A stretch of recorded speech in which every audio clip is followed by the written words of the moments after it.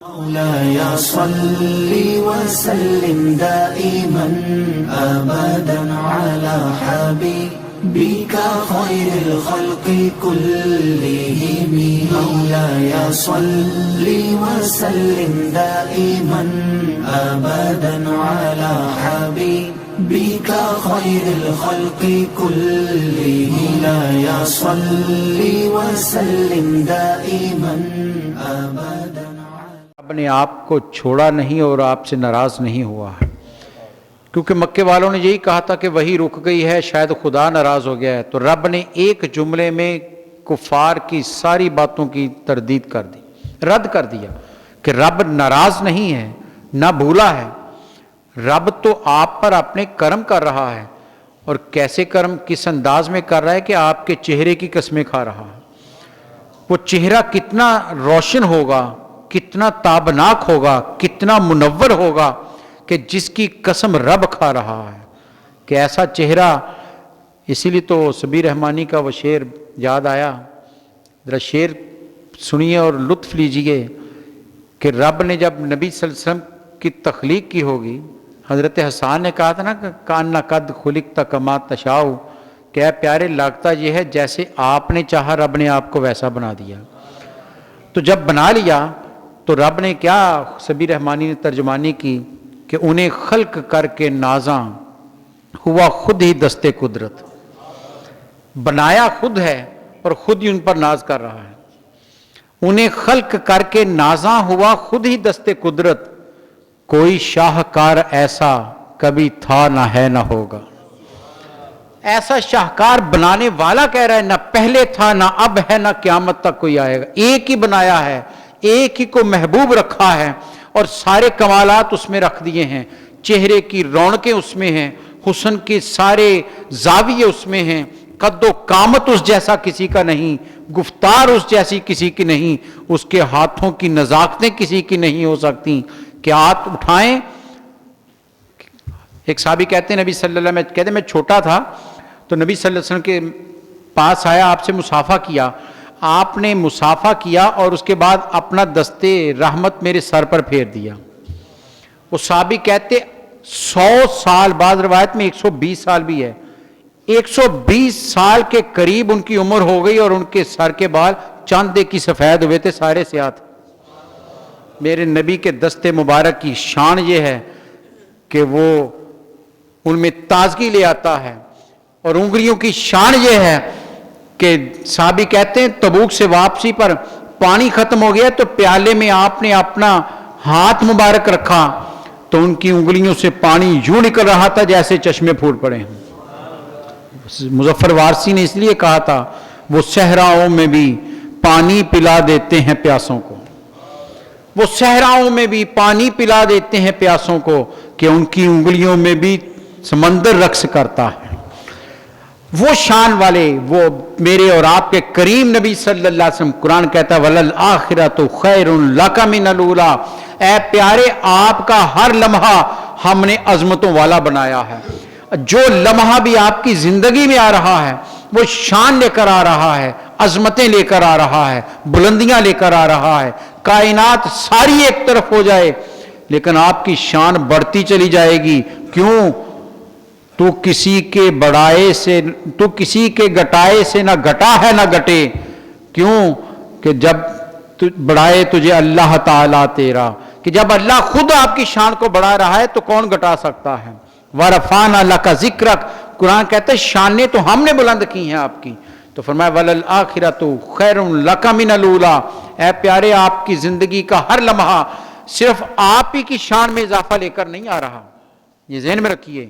میرے نبی کی شان تو ہر لمحہ عظمتوں والی ہے، جو ان سے جڑ جاتا ہے وہ بھی عظیم تر ہوتا چلا جاتا ہے، جو ان سے نسبت لے لیتا ہے وہ خاک پر پڑا کیوں نہ، اگر دولت، اگر اقتدار، اگر سرداری عزت کا باعث ہوتی تو ابو جہل اور عتبہ بن ربیعہ سے بڑا تو کوئی نہیں تھا۔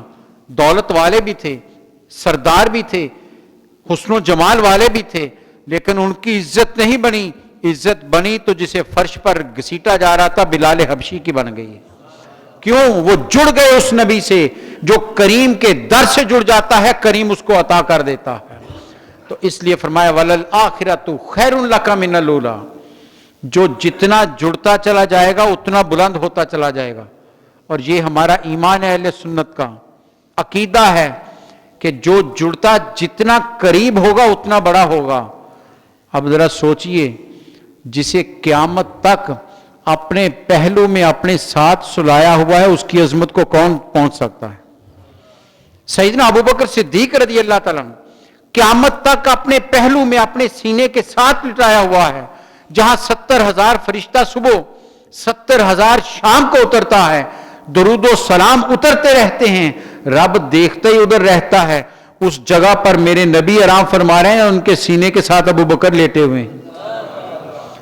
ان کی شان کتنی بڑھ رہی ہوگی، کتنی عظمتیں ان کو مل رہی ہوں گی. تو اس لیے فرمایا وَلَلْآخِرَةُ خَيْرٌ لَكَ مِنَ الْأُولَىٰ. اے پیارے، یہ کہتے ہیں آپ کا رب ناراض ہو گیا، آپ کے رب نے چھوڑ دیا. آپ کا رب تو ہر لمحے آپ کی شان بڑھا رہا ہے، آپ کی عظمتیں بڑھا رہا ہے، آپ کے مقام کو بلند کر رہا ہے.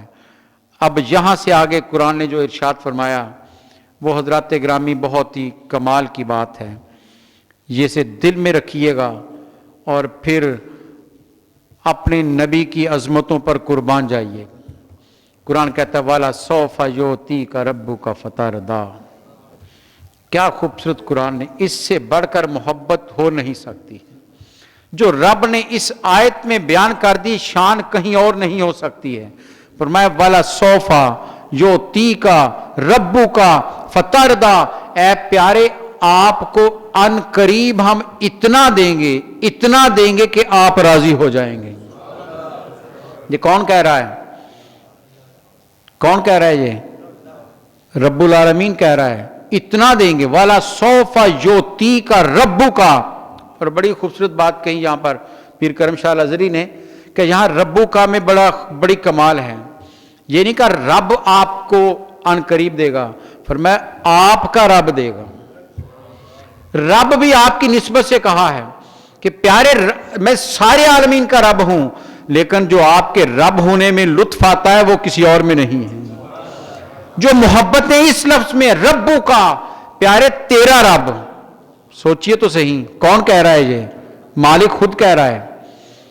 اس نے ساری کائنات کو تخلیق کیا، اس نے تمام مخلوقات کو پیدا کیا، فرشتوں کو پیدا کیا، انسانوں کو پیدا کیا، ان میں نبی بھیجے، ابراہیم کو بھیجا، انہیں خلیل بنایا، موسیٰ علیہ السلام کو بھیجا، انہیں کلیم بنایا، حضرت آدم علیہ السلام کو بھیجا، اپنا خلیفہ بنایا. لیکن فرمایا ربو کا، اے پیارے سارے میں ان کا رب ہوں، لیکن جو آپ کی نسبت سے رب مانے گا اب اسی کو ملے گا. آپ کا رب آپ کو اتنا دے گا کہ آپ راضی ہو جائیں گے، ان قریب اتنا عطا کرے گا. یہ میرے نبی پر رب کی انتہا، عطاؤں کی انتہا ہے. رب کتنا دے گا کچھ سوچ سکتا ہے؟ کوئی رب کے چاہنے میں کوئی اندازے لگا سکتا ہے؟ اس لیے میں نے شاید پہلے بھی کہا کہ قرآن مجید نے معراج کا واقعہ جہاں بیان کیا ہے کہ قربت میں پہنچے نبی صلی اللہ علیہ وسلم، فدنا فتدلا فکانا قاب قوسین او ادنا، قریب تر چلے گئے. جب قربتیں بہت بڑھ گئیں، قرآن کہہ رہا ہے، سورہ نجم ہے، تو رب نے آگے کیا کہا؟ فَأَوْحَا إِلَىٰ عَبْدِهِ مَا أَوْحَا. ارے لوگوں تمہیں کیا خبر، جو ہم نے چاہا اپنے بندے کو دیا، جو ہم نے چاہا اپنے بندے کو دیا. رب کی چاہت میں ساری کائنات تو ایک ذرے کے برابر بھی نہیں ہے یا نہیں؟ وہ تو کہتا ہے کلو متاع دنیا قلیل، یہ ساری دنیا کا مال و متاع سب کچھ بہت تھوڑا ہے، اور جو رب کے پاس ہے وہ بہت زیادہ ہے. وہ کہتا ہے جو ہم نے چاہا عطا کیا. اب کون رب کے چاہنے پر پابندیاں لگا سکتا ہے؟ اس نے اپنے حبیب کو کمالات دیے، سب کچھ دیا. وہ کہہ رہا ہے والا سوف یؤتیک ربک فترضی. اے پیارے آپ کو ان قریب اتنا دیں گے کہ آپ راضی ہو جائیں گے. اب سنیے ایک روایت، خوبصورت روایت، حضرت علامہ محمود علوسی نے اسے اپنی تفسیر روح المعانی میں بیان کیا ہے. وہ کہتے ہیں کہ امام باقر علیہ رحمہ، ان سے حرب بن شری نے پوچھا کہ امام اہل عراق جس شفاعت کا تذکرہ کرتے ہیں کہ شفاعت کریں گے نبی صلی اللہ علیہ وسلم، کیا وہ حق ہے؟ یہ سوال امام باقر سے کیا گیا. امام باقر نے کیا جواب دیا؟ فرمایا کہ حق ہے، وہ شفاعت پر حق ہے. اور پھر ایک حدیث بیان کی، امام باقر نے خود حدیث بیان کی، اور حدیث کی سند کیا دی کہ مجھ سے میرے والد نے، ان سے ان کے والد نے، اور ان سے مولا علی نے، اور مولا علی نے نبی سے بیان کیا. اپنے خاندان کی روایت بیان کی کہ مولا علی شیر خدا بیان کرتے ہیں، ان رسول اللہ قالا، کہ نبی صلی اللہ علیہ وسلم فرمایا، اشفع لامتی، لوگوں میں امت کی شفاعت کرتا رہوں گا، لگاتار امت کی شفاعت کرتا رہوں گا، حتی ینادی یا ربی، یہاں تک کہ میرا رب مجھے پکارے گا. رب پکارے گا، نبی صلی اللہ علیہ وسلم فرما رہے ہیں، اور روایت کون کہہ رہا ہے؟ مولا علی شیر خدا کر رہے ہیں. حتی ینادی یا ربی اردیت یا محمدو، اے محمد کیا تو راضی ہو گیا ہے؟ فرمایا میں شفاعت کرتا رہوں گا. رب ندا دے گا، اے پیارے تو راضی ہو گیا ہے. فاقول، تو نبی صلی اللہ علیہ وسلم فرمایا میں کہوں گا، یا رب، اے میرے رب، ردیت، تو میں تجھ پر راضی ہو گیا. فرمایا اتنی شفاعت کروں گا، رب پوچھے گا کہ تو راضی ہوا ہے یا نہیں، اور میں کہوں گا کہ مولا میں راضی ہو گیا ہوں. سوچئے کتنی خوشی کی بات، کتنی بڑی خبر نبی صلی اللہ علیہ وسلم دے دی. فرمایا میں شفاعت کرتا رہوں گا. اور امام باقر نے یہ پر بات ختم نہیں کی. یہ فرمانے کے بعد آپ نے فرمایا کہ سنو، تم اہل عراق قرآن کی اس آیت کو سمجھتے ہو، یہ بڑی امید افزا آیت ہے، سمجھتے ہو کہ اس آیت میں رب نے بڑی امید دلائی ہے، خوشخبری دی ہے. کون سی آیت؟ قل یا عبادی الذین اسرفوا علی انفسہم لا تقنطوا من رحمت اللہ، کہ اے میرے بندو، اگر تم گناہ کر چکے ہو، اپنے ساتھ زیادتیاں کر چکے ہو، تو پریشان نہ ہو جاؤ. لا تقنطوا من رحمت اللہ، اللہ کی رحمت سے مایوس نہ ہو. ان اللہ یغفر الذنوب جميعا، اللہ سارے گناہوں کو معاف کر دے گا. یہ قرآن کی آیت. فرمایا تم اسے سب سے امید افزا آیت سمجھتے ہو، یہ امام باقر فرما رہے ہیں. اور اس کے بعد کہا سنو اہل عراق، تم اس سے امید افزا آیت سمجھتے ہو، اور ہم اہل بیت، فرمایا ہم اہل بیت جس آیت کو سب سے زیادہ امید افزا سمجھتے ہیں وہ یہ حوالہ سوف یعطیک ربک فترضی، کہ اے پیارے ہم آپ کو اتنا دیں گے کہ آپ راضی ہو جائیں گے. فرمایا اہل بیت کے نزدیک یہ آیت سب سے زیادہ امید افزا ہے. اور سنیے ایک اور روایت، حضرت ابن عباس رضی اللہ عنہ فرماتے ہیں کہ نبی صلی اللہ علیہ وسلم اس وقت تک راضی نہیں ہوں گے جب تک ایک بھی امتی جہنم میں رہ جائے گا. فرمایا نبی صلی اللہ علیہ وسلم فرمایا میں راضی نہیں ہوں گا جب تک ایک بھی امتی میرا دوزخ میں رہ گیا. اور سنیے ایک روایت اور، آقا کی رحمتوں کی انتہا ہے، میرے نبی صلی اللہ علیہ وسلم کی بخششوں کی انتہا ہے. ہم جس نبی کے دروازے سے امید لگائے بیٹھے ہیں وہ کریم کتنا کریم ہے. صحابہ کے جرمٹ میں میرے سرکار تشریف فرما تھے، آپ کی رحمت جوش میں آئی. فرمایا صحابہ جب حساب کتاب ہو جائے گا، دوزخ کی دوزخ میں جنتی جنت میں چلے جائیں گے، تو فرمایا میں دوزخ کی طرف جاؤں گا اور اپنے ہاتھ کا پیالہ بنا کر دوزخ سے لوگوں کو نکال لاؤں گا. اور روایت میں کہ آپ نے ہاتھوں کا پیالہ بنا کر اشارہ کیا. حضرت ابوبکر صدیق نے فوراً کہا یا رسول اللہ صلی اللہ علیہ وسلم تھوڑا سا بڑھا دیجئے، ہاتھوں کو پھیلا دیجئے. آپ نے فرمایا اتنے کر لوں گا. پھر فرمایا یا رسول اللہ اور کر بڑھا دیجئے. آپ نے تھوڑے ہاتھ اور بڑھا دیے. پھر کہنے لگے تو حضرت عمر بول پڑے، وہ بھی تشریف فرماتے ہیں. کہا ابو بکر بس، یا رسول اللہ بس کر دیجئے. حضرت ابو بکر صدیق نے کہا عمر تجھے یاد، آج تو بخشش کی انتہا ہو رہی ہے، تم نے روکا کیوں ہے؟ تو حضرت عمر کا جواب سنیے، یہ محبت کی باتیں ہیں حضرات گرامی، یہ دل کی باتیں ہیں جو دل والے ہی سمجھ سکتے ہیں. کہا ابو بکر میرے نبی کا ہاتھ کا پیالہ کو تھوڑا تو نہیں ہے، اس میں تو پوری کائنات سم ہو جاتی ہے. ابو بکر اب باقی کون جہنم میں رہ جائے گا؟ سارے ہی نکل آئیں گے، اس لیے یہ آپ نے پھیلا دیا تو سمجھو سب بری ہو گئے۔ والا سوف یؤتیک ربک فترضی، قرآن کی سند اس پر ہے، اے حبیب ہم آپ کو راضی کر دیں گے، جب تک آپ راضی نہیں ہوں گے ہم عطا کرتے ہی چلے جائیں گے، بخشتے ہی چلے جائیں گے، جس کو آپ کہیں گے، جس پر آپ ہاتھ رکھیں گے ہم بخشتے چلے جائیں گے۔ عطاؤں پر انتہا ہے میرے نبی صلی اللہ علیہ وسلم کی۔ اور ایک روایت صحیح مسلم میں حضرت عبداللہ بن عمر رضی اللہ عنہ کے نے بیان کی ہے، آپ فرماتے ہیں نبی صلی اللہ علیہ وسلم ایک دن تشریف فرما تھے تو آپ نے قرآن مجید کی وہ آیت پڑھی جو حضرت ابراہیم علیہ السلام نے ارشاد فرمایا تھا کہ یا رب العالمین من تابعنی فإنہ منی، یا اللہ ان میں سے جو میری پیروی کرے، جو میرے پیچھے چلے وہ میرا ہے۔ محبت کی بات کی، جو میرے پیچھے چلے وہ میرا ہے، اس لیے اس کا معاملہ میرے حوالے کرنا۔ فرمایا پھر اس کے بعد نبی صلی اللہ علیہ وسلم حضرت عیسیٰ علیہ السلام کی وہ آیت پڑھی جس میں آپ نے فرمایا ان تعذبہم فإنہم عبادک، اے مولا اگر تو عذاب ہی دینا چاہتا ہے، تیرے ہی بندے ہیں، تیرے بندے ہیں، تو عذاب دینا چاہتا ہے، تیرے بندے ہیں۔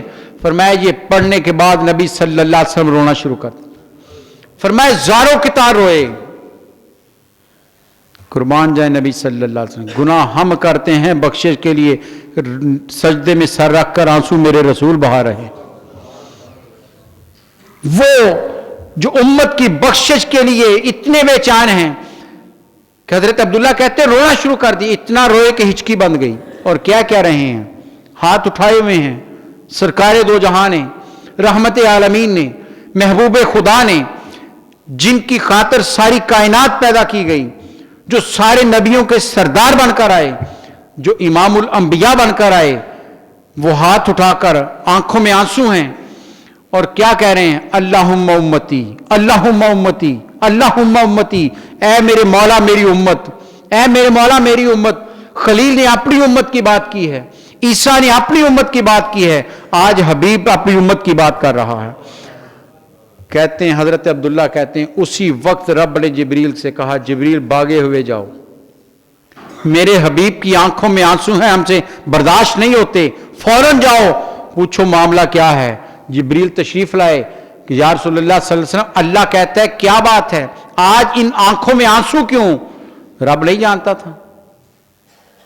کیا رب نہیں جانتا تھا؟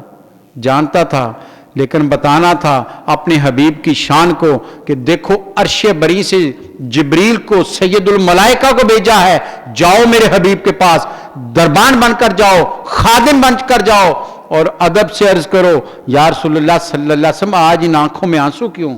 تو آپ نے فرمایا خلیل اللہ نے دعا کی تھی جو میرے پیچھے چلے وہ میرا ہے۔ عیسیٰ علیہ السلام نے دعا کی تھی مولا اگر تو عذاب دے گا تیرے بندے ہیں، یا اللہ میری امت کا کیا بنے گا؟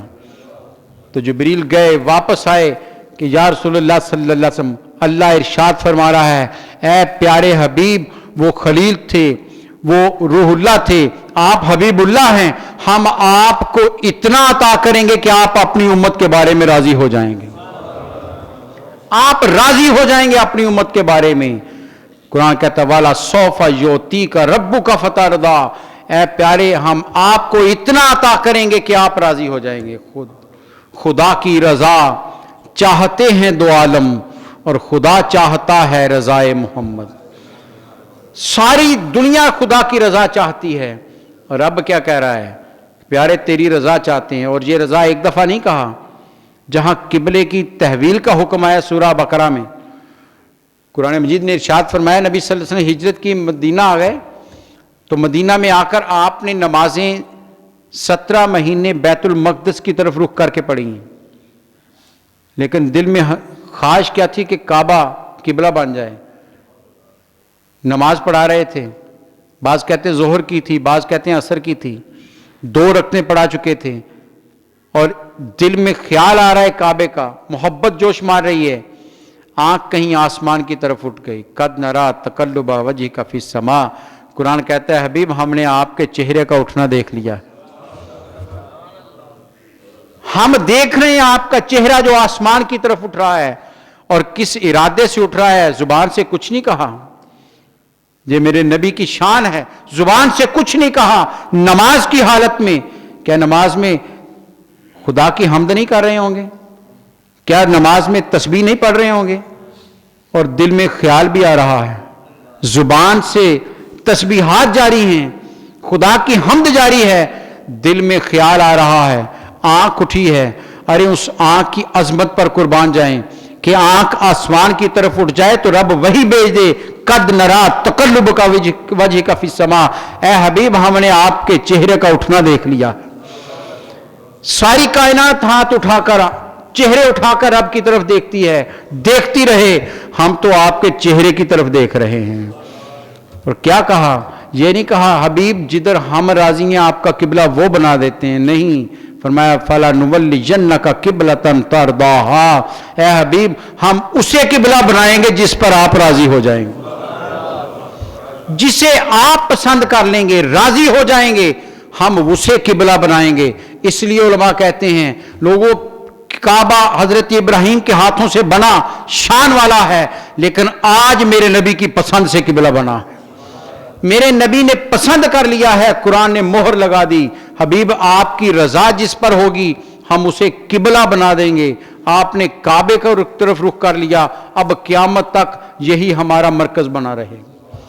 تو قرآن کہتا ہے وَلَسَوْفَ يُعْطِيكَ رَبُّكَ فَتَرْضَىٰ، اے حبیب ہم آپ کو اتنا عطا کریں گے، اتنا عطا کریں گے کہ آپ راضی ہو جائیں گے۔ کیا خوبصورت اعلیٰ حضرت نے کہا تھا کہ خلد میں جائے گی ہنستی ہوئی امت ان کی، کب گوارا ہوئی اللہ کو رکت ان کی۔ کب اللہ نے پسند کیا کہ ان آنکھوں میں آنسو آئیں، ان آنکھوں میں رکت اور آنسو تو رب کو گوارا نہیں ہوئے، فوراً جبریل کو بھیج کر نوید سنا دی والا سوف یوتی کا ربو کا فتردہ، آپ کی راضی کریں گے۔ اور نبی صلی اللہ علیہ وسلم آپ سے پوچھیں کہ یا رسول اللہ صلی اللہ علیہ وسلم آخری لمحات تھے، جبریل آئے اور عرض کی یا رسول اللہ صلی اللہ علیہ وسلم اللہ سلام بھیجتا ہے اور اللہ فرما رہا ہے کہ اے حبیب آپ ہمارے پاس آنا چاہتے ہیں یا ابھی دنیا میں رہنا چاہتے ہیں؟ اگر رہنا چاہتے ہیں تو یہ بکری کے اوپر ہاتھ رکھیے، جتنے بال ہاتھ کے نیچے آئیں گے اتنے سال آپ کو جہاں رکھیں گے، دنیا میں رہنے۔ آپ نے کہا جبریل اس کے بعد کیا ہوگا؟ کہ یا رسول اللہ جانا تو اللہ ہی کے پاس ہے۔ تو فرمایا اللہم بالرفیق لالا، پھر اللہ ہی سب سے بہترین دوست ہے، لیکن جبریل میں اس وقت تک نہیں جاؤں گا، جاؤ پہلے رب سے پوچھ کر آؤ میری امت کا کیا بنے گا۔ جبریل واپس گئے، اللہ سے عرض کی، اللہ نے دوبارہ بھیجا، حدیث لمبی ہے کہ یا رسول اللہ صلی اللہ علیہ وسلم اللہ فرماتا ہے کہ آپ کا امتی جو موت سے 1 سال پہلے توبہ کر لے میں اسے بخش دوں گا۔ میرے سرکار نے کہا جبریل سال تو بہت زیادہ ہے۔ پھر گئے 1 مہینہ، 1 ہفتہ، 24 گھنٹے، یہاں تک کہ فرمایا گیا 1 گھنٹہ پہلے بھی وہ توبہ کر لے، اس دن بھی توبہ کر لے۔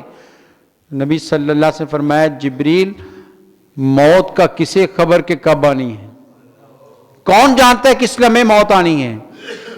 اور جو آخر میں جبریل تشریف لائے کہ یا رسول اللہ صلی اللہ علیہ وسلم اللہ فرماتا ہے آپ کی امت کا جو فرد عالم نزع میں آ جائے، موت طاری ہو جائے، زبان بند ہو جائے، اس لمحے بھی جو دل میں بھی اپنے گناہوں پر شرمسار ہو گیا میں اسے بخش دوں گا۔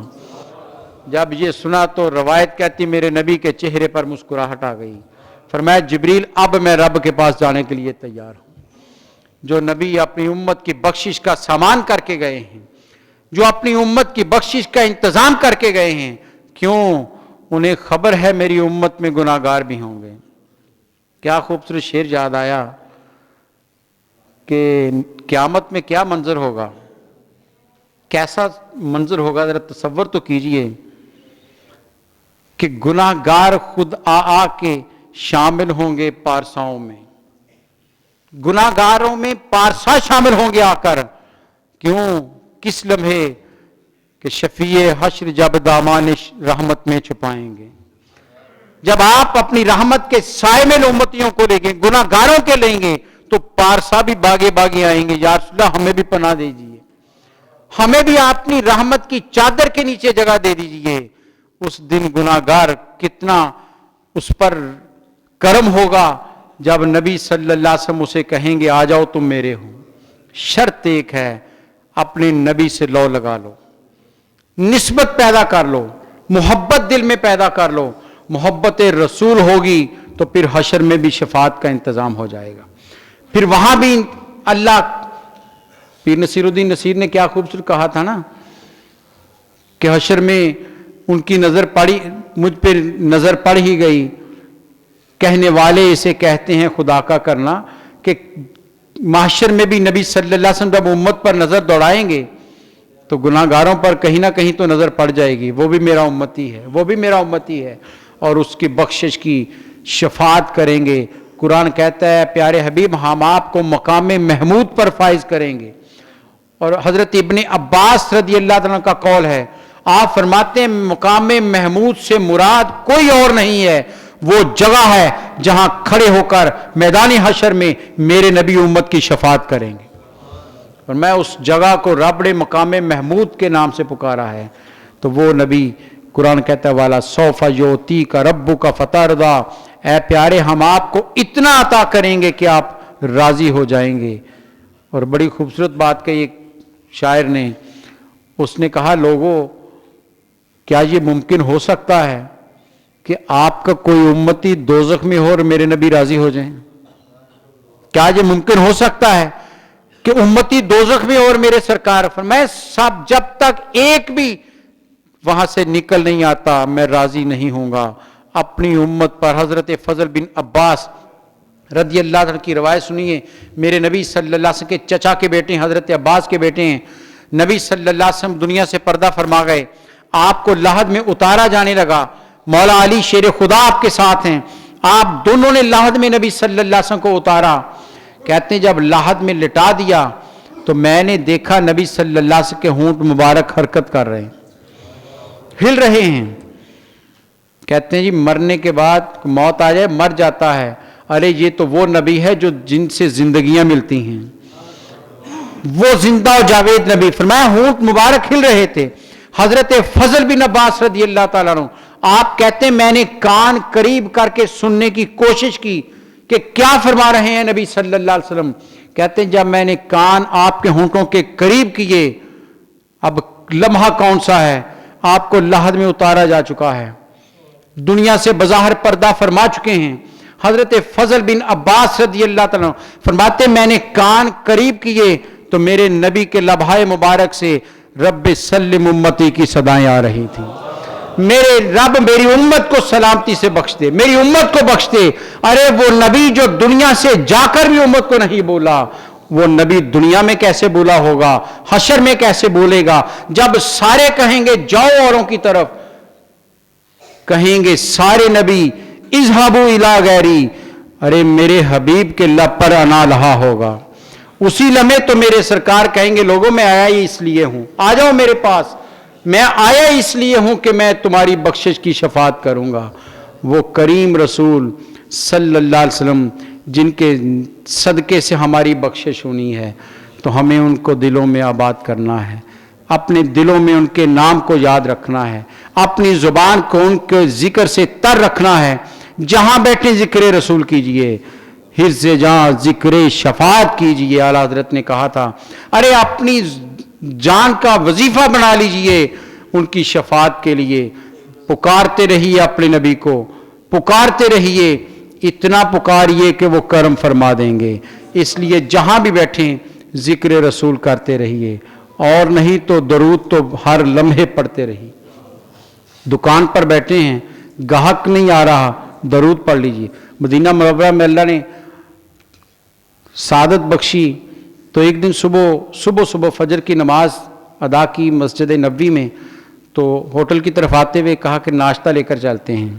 بقیع کی پچھلی طرف اس طرف ڈاکٹر صاحب اللہ غری کے رحمت فرمائے، ہزار رحمتیں ان کی قبر پر نازل فرمائے. آپ کے سایوں میں اللہ نے سرکار کی بارگاہ میں حاضری کا شرف بخشا تھا. آپ کو ہم نے کہا کہ آپ ہوٹل میں چلیں، ہم ناشتہ لے کر آتے ہیں. وہ ایک دکان پر عرب تھا، چوگا پہنا ہوا، صبح کا وقت ہے، فجر کے بعد کا.